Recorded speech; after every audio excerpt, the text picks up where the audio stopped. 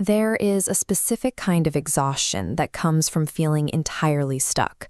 The walls feel close, the air feels heavy, and every attempt to move forward seems to drag you back into the exact same dark, confined space. When we find ourselves in this loop, the instinct is to look outward. We blame a difficult boss, a bad economy, or toxic relationships for keeping us trapped in place. However, even when environments change, the same patterns of hesitation and retreat tend to surface. This persistent internal friction, the act of pulling yourself back from the brink of change, is the mechanism of self-sabotage. Sabotage isn't an act of self-destruction, it's a misguided survival instinct. It identifies the unknown as a threat, pulling you toward the glowing doorway of familiar safety. Prioritizing comfort over the uncertainty of growth builds a fortress, keeping you locked within your current limits. The mountain standing in your way is the physical manifestation of this internal resistance. To move forward, you have to acknowledge that you are your own primary obstacle. Look at the mountain's foundation in this chart. It is composed of your deepest fears, negative habits, and unaddressed emotional needs. Over time, these elements harden into rigid behavioral patterns, making forward movement feel like a physical impossibility. Staying within this comfort zone provides a sense of predictability, but at a high cost.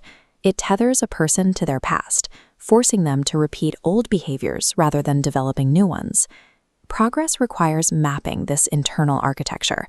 Without understanding these roots, you will spend your energy fighting the symptoms of your stagnation rather than the cause. Escaping the cave begins with active observation. Notice the figure moving toward the staircase. This is the mandatory first step, honest awareness of your patterns. Change is impossible if you refuse to see the mountain for what it actually is. This honesty brings a difficult side effect. You will begin to experience intense, sudden emotional triggers. The standard human reaction is to view these triggers as threats.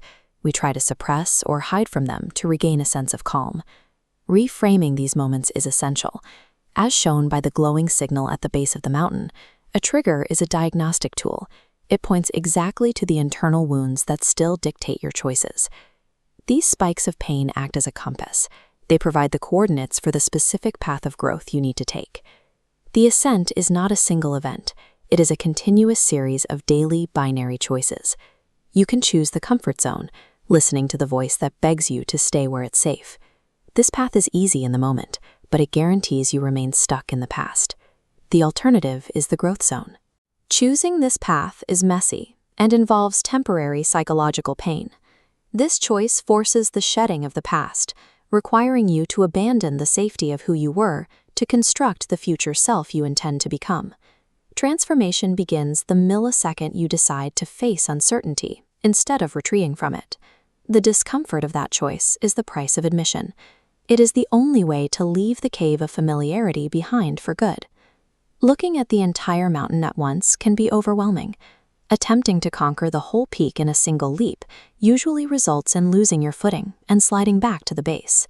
The climb is achieved through micro-revolutions. As the stairs on the right side of the mountain suggest, momentum is built through small, manageable increments.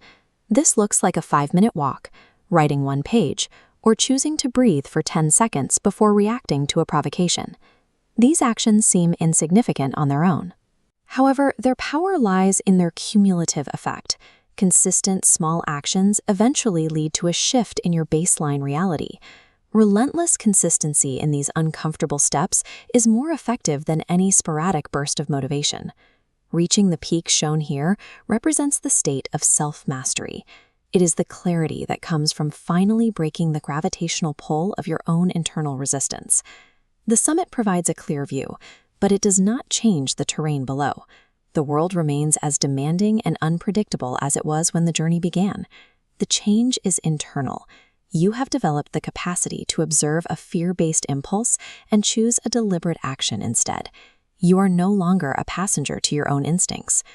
Moving past those final shadows reveals a landscape of possibility. You are finally free to move toward the future without being pulled back by the person you used to be. The greatest battle is always against the version of yourself that is afraid to grow.